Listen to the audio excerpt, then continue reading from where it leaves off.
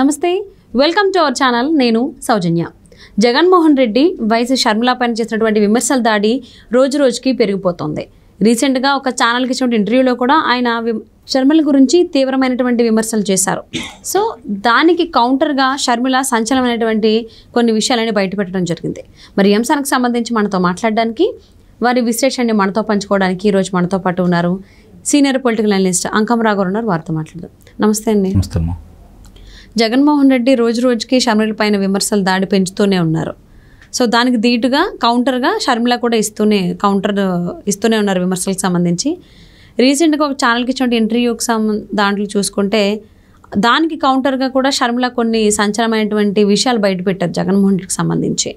So దీన్ని ఏ విధంగా చూడాలి అంటారు? ఏమన్నారు అసలు?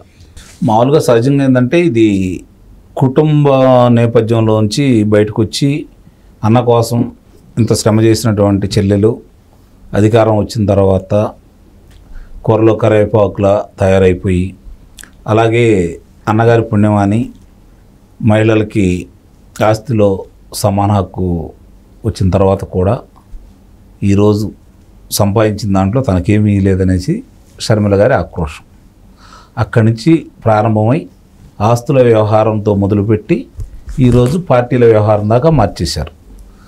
ఇప్పుడు కాంగ్రెస్ పార్టీకి ఆమె అధ్యక్షురాలు, స్వతంత్రంగా పార్టీ పెట్టుకొని తెలంగాణలో ఎన్నికల్లో పాల్గొంది.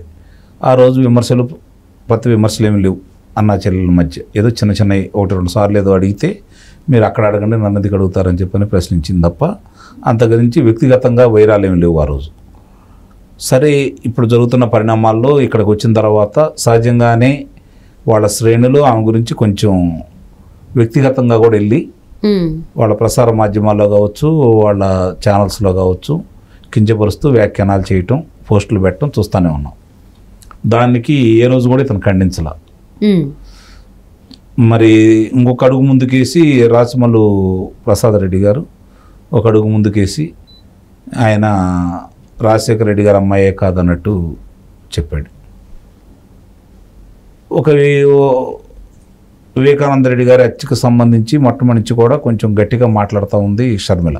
అవును, సునీత గారు మాట్లాడేదానికి వాస్తవాలు ఇంకొంచెం దగ్గరగా తీసుకెళ్తూ అవినాష్ రెడ్డి గారి ప్రమేయం ఉంది, అవినాష్ రెడ్డి గారిని కాపాడుతుంది మా అన్నయ్య అని చెప్పని మాట్లాడుతూనే ఉంది. ఈ మధ్య చూసిన తర్వాత ఒక ఇంటర్వ్యూలో మీరు అన్నట్టు జగన్మోహన్ రెడ్డి గారు చెల్లెల మీద ఓడిపోతుందేమో జాలిపడతా వ్యక్తం చేశారు. అప్పుడు షర్మిల గారు ఏమన్నారంటే, అంతగా నా మీద అంత ప్రేమ ఉంటే జాలి ఉంటే అవినాష్ రెడ్డిని వైదొలగమనొచ్చు కదా అని చెప్పని మాట్లాడారు. ఈ మధ్య నిన్న రజనీకాంత్ తోటి మాట్లాడే విషయంలో కొంచెం విమర్శలు ఎక్కువ మొదలుపెట్టేశారు. అంటే ఇక్కడ మనం అర్థం చేసుకోవాల్సింది ఏంటంటే షర్మిల గారు ఎక్కడ వెనక్కి తగ్గట్లా.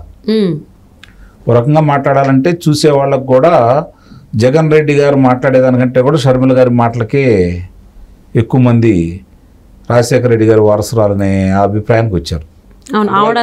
ఆవిడ మాట తిప్పట్లేదు అంతవరకు. అంటే ఇప్పుడు ఈయనెటు ఒప్పుకున్నారు రాజశేఖర రెడ్డి గారి వారసుడిగా కాబట్టి ముఖ్యమంత్రిని చేశారు. ఇప్పుడు ఆమె ఇతన్ని విమర్శిస్తూ బయలుదేరుతూ ఉంది. ఈ మధ్య నిన్న చూశారు కదా, కడపలో వేంపల్లిలో మీటింగ్ జరుగుతున్న సందర్భంలో కూడా చాలా స్పష్టంగా మాట్లాడింది. అవినాష్ రెడ్డి గురించి మాట్లాడింది, అలాగే తండ్రి గురించి మాట్లాడింది, జగన్మోహన్ రెడ్డి గారి గురించి మాట్లాడింది, అలాగే భారతి గారి గురించి కూడా మాట్లాడింది. అలాగే సునీత గారు కూడా ఇంకొంచెం విమర్శలు పొద్దున ఎక్కువ పెట్టారు. ఇక్కడ అట్టు పెట్టినముక అట్టున్నారు పెట్టమన్నట్టు వీళ్ళు ఒకటంటే వాళ్ళు 2 అంటున్నారు. నిన్న వివేకానంద రెడ్డి గారు సత్యమణి గారు కూడా మాట్లాడారు, చూశారు కదా అక్కడ. అంటే ఒకవైపు నుంచి ముఖ్యంగా వాళ్ళు ఒకటి మాత్రం గట్టిగా నిర్ణయించుకున్నారు, ఆంధ్ర రాష్ట్రంలో ఏం జరుగుతుందో మాకైతే తెలియదు కానీ కడప జిల్లాలో మాత్రం ఎట్టి పరిస్థితుల్లో కూడా గడపకి నాకు జరిగిన అన్యాయం, నా తండ్రిని ఎవరు చంపారు అని చెప్పని గడపకి తీసుకెళ్ళటానికి తల్లి కుమార్తెలు అట్లాగే షర్మిల గారు కూడా భుజానేసుకొని విజయవంతంగానే ముందుకెళ్తున్నారని అయితే నేను భావిస్తున్నాను. ఎంతో కొంత దాని ప్రభావం అయితే ఉంటుంది, అసలు లేకుండా అయితే ఉండదు అని చెప్పి విపరీతంగా ఉండదని అయితే నేను భావించట్లేదు. కానీ వాళ్ళ ఓటమికి కావాల్సినంత వ్యతిరేకతను తీసుకురావడానికి మాత్రం పనికొస్తుందని అయితే నేను భావిస్తున్నాను. అంటే జగన్మోహన్ రెడ్డి చేసిన కామెంట్స్ ఏంటంటే షర్మిలకు సంబంధించి, షర్మిలకి పదవీ కాంక్ష ఉంది, అంతేకాకుండా అడిగిన డబ్బులు ఇవ్వలేదని చెప్పేసి కాంగ్రెస్ పార్టీలో చేరింది అని కామెంట్ చేశారు. దానికి ముందు కూడా చీరకు సంబంధించి కూడా ఏ రకమైన కామెంట్ చేశారు చూసాం. అంటే ఇప్పుడు ఈ కాంగ్రెస్ పార్టీలో చేరడానికి అడిగిన డబ్బులు ఇవ్వలేదని అనడం, పదవికాంక్ష ఉందని చెప్పేసి ఎంపీ అభ్యర్థిగా పోటీ చేస్తుంది అనడం, ఇది ఈ మాటలు ఏ విధంగా అర్థం చేసుకోవాలి? అంటే ఈయన బైరాగ్ కదా, హిమాలయాల్లో ఉన్నాడు కదా, కుటుంబానేమి ఈయనకి రాగద్వేషాలు అలాగే సంసార బంధాలతో సంబంధం లేని విరాగి కదా, ఈయనకి అసలు పదవికాంక్ష లేదు కదా, అందుకని చెల్లెలకు పదవికాంక్ష ఉందని చెప్పని అంటున్నాడు. డబ్బుల గురించి అంటున్నాడు. ఇంకా చాలా మాట్లాడాడు. అవన్నీ ప్రజలందరికీ తెలుసు కాబట్టి నేను దాన్ని ఒలివేయి తెలుసుకోలేదు. ఈవెన్ భారతి గారు కూడా కొన్ని కామెంట్ చేశారు, రాజకీయాల్లో సింగిల్ ప్లేయరే ఉండాలి అని. అది చూడడానికి పదం చిన్నదైనా చాలా డీప్ మీనింగ్ ఉంది అని కూడా అంటున్నారు. సో దానికి కూడా ఆవిడ కౌంటర్ ఇచ్చారు. సునీత గారు కూడా ఇచ్చారు. సునీత గారు కూడా కౌంటర్ ఇచ్చారు. మీరు అర్థం చేసుకున్నారు. అంటే మనం కూడా, అంటే నేను ఎందుకు వాటి జోలికి ఎక్కువ వెళ్ళట్లేదంటే ఆ స్థాయి దిగజారి మనం కూడా ఆ వ్యాఖ్యల గురించి చర్చించాలనే కొంచెం ఆలోచించి నేను దాన్ని మాట్లాడట్లా. ఓకే, అంటే జగన్మోహన్ రెడ్డి అన్నది కాదని నేను అంటలేదు, కానీ రాజకీయ విమర్శలు అనేవి దిగజారిపోయినాయి కదా. ఈరోజు సిద్ధాంతాల కోసం ఎవరు చేయట్లేదు, ప్రజల కోసం ఎవరు చేయట్లేదు, పదవి గురించి మాట్లాడుకుంటా ఉన్నారు. వాళ్ళిద్దరు కూడా పదవుల గురించే కదా ఈరోజు ఆలోచిస్తుంది. ఇప్పుడు ఆమెనా ఈయనైనా మాకు ఇంత ఆస్తులు ఎలా వచ్చినాయని చెప్పి చెప్పానండి. ఎక్కడి నుంచి సంపాదించారు? కష్టపడి సంపాదించారా, లేకపోతే వేములపల్లిలో వ్యవసాయం చేసి సంపాదించారా, ఏ విధంగా సంపాదించారు ప్రజలందరికీ తెలుసు కదా. ఆ విషయాలన్నీ మర్చిపోయి ఈరోజు ఆస్తుల మీద దగ్గర నుంచి కదా వాళ్ళ గొడవలు వచ్చింది. పదవి ఇప్పుడు ఆ ఆస్తులో ఎంతో కొంత ఇచ్చేసి ఆమెకి ఒక రాజ్యసభ లేకపోతే ఇట్లానే కడప నియోజకవర్గంలో లోక్సభకు అవకాశం కల్పిస్తే అసలు ఈ పార్టీ పెట్టేది కాదు, పార్టీకి వచ్చేది కాదు కదా. అప్పుడు అవినాష్ రెడ్డి గారి మీద మాట్లాడేది కాదు, అట్లాగే వివేకానంద రెడ్డి గారి హత్య గురించి కూడా మాట్లాడేది కాదు కదా. సునీత గారు మాట్లాడేవాళ్ళేమో, ఈమె పదవిస్తే అప్పుడైనా అన్నమిటి ఉండేది కదా. ఇది అర్థం చేసుకోవాలి కదా, అది నేను అంటుంది. అందుకంటే వ్యక్తిగతంగా ఇప్పుడు వాళ్ళు మాట్లాడే చాలా లోతుగా పరిశీలిస్తే చాలా భావాలు బయటకు వస్తున్నాయి. అవన్నీ మనం ఎందుకు మాట్లాడాలి అనేది నా అభిప్రాయం. అంటే షర్మిల గారు కొన్ని కామెంట్ చేశారంటే కౌంటర్గా జగన్మోహన్ రెడ్డికి సంబంధించి సీట్ ఇస్తానని చెప్పేసి అమ్మను కూడా మోసం చేశాడనేటువంటి మాటని ఎంత ఇదిగా తీసుకోవాలి అంటారు? వాళ్ళిద్దరినే కాదు కదా, 5 కోట్ల మందిని మోసం చేశాడు కదా ఆయన. తల్లిని చెల్లినే కాదు కదా, 5 కోట్ల మందిని కూడా మోసం చేశాడు కదా మాటలు ఇచ్చేసి.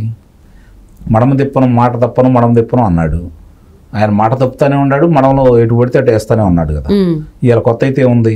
ఇప్పుడు చాలా విచిత్రమైన విషయం ఏంటంటే భారతదేశంలో ఒక అంశాన్ని ఎన్నికల సంఘం ఎందుకు అంతగా తీవ్రంగా తీసుకోలేదనేది నాకు ఇప్పుడు అర్థం కాని విషయం. సహజంగానే ఒక ప్రాంతం వాళ్ళు, ఒక జిల్లా వాళ్ళు ముఖ్యమంత్రిగా, రాష్ట్ర ప్రధాన కార్యదర్శిగా, అలాగే డీజీపీగా ఒకే కులం వాళ్ళు, ఒకే ప్రాంతం వాళ్ళు ఉన్నారు కదా. డీజీపీగా 3 వాళ్ళే కదా. ఆ ఒక్కటి చాలు ఎన్నికల సంఘం దూరంగా పెట్టడానికి వాళ్ళిద్దరిని. కానీ విచిత్రంగా దాన్ని నిన్నటిదాకా ఆయన తొలగించలేదు డీజీపీగా, ఇప్పటికీ తొలగించట్లేదు జవహర్ రెడ్డి గారిని. ఇది చాలా విచిత్రంగా ఉంది నాకు. ఇవన్నీ చూసుకుంటా ఉంటే జగన్మోహన్ రెడ్డికి ఎంత పదవికాంక్ష ఉంది, వాళ్ళకి జగన్మోహన్ రెడ్డి గారిని తిరిగి ముఖ్యమంత్రి చేయడానికి ఎంత బలంగా వాళ్ళు పనిచేస్తున్నారనడానికి ప్రత్యక్ష తార్కాణాలు కనపడుతూనే ఉన్నాయి కదా. అదే రోజు రోజుకి అయితే అన్నాచర్యల మధ్య విమర్శల దాడి పెరిగిపోతూనే ఉంది.